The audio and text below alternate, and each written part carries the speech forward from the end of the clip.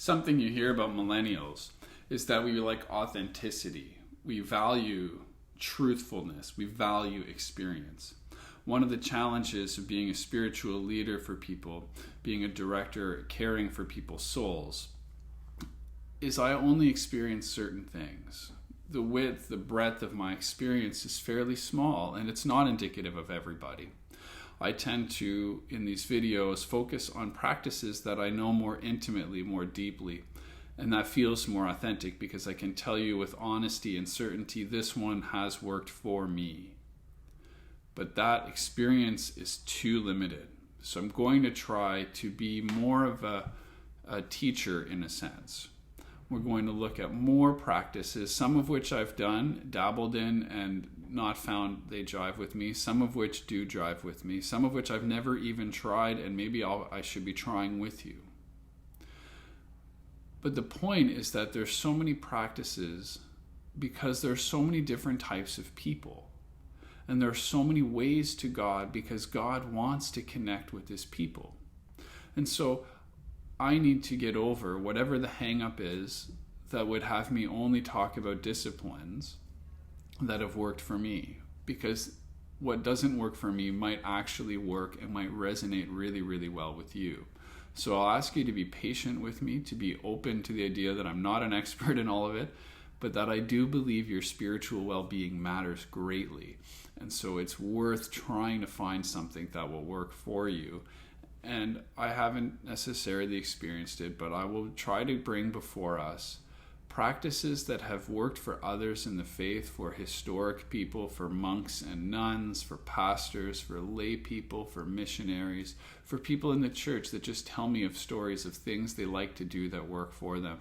And I won't be super technical. I don't want to be all technical about it. I don't want to do that. I don't want to be so granular that it becomes inaccessible. But rather just to be opening and inviting people into various practices that might work for them. If there's any practice that you're interested in but don't know too much about, please email me or comment in the comments bar, and I'll look into it for us, and I can then give us a little bit of a tutorial, as it were, on whatever it is if I haven't heard of it before. That's the best way for me to know what you're thinking about, what you ponder, what you wonder. This might be good for my soul, this might be good for my spirit. I would love to hear which ones kind of resonate with you even from a distance, that you've vaguely heard of or noticed and would like to know more about. I would be more than happy to look into those with you. I think it's fun. I think it's interesting. I think it's important.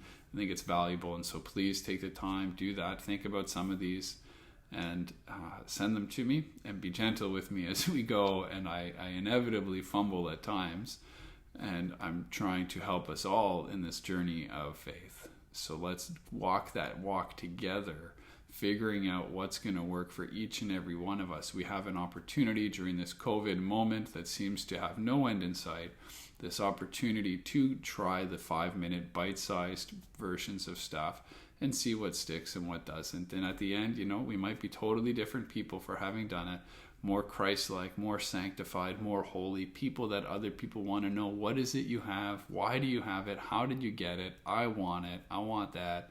And just charm and winsome to bring people into faith, because that's what we want to do. We want to share that gospel, the good news, the relationship, the personal experience of Jesus Christ in our lives to others so that they too can experience it.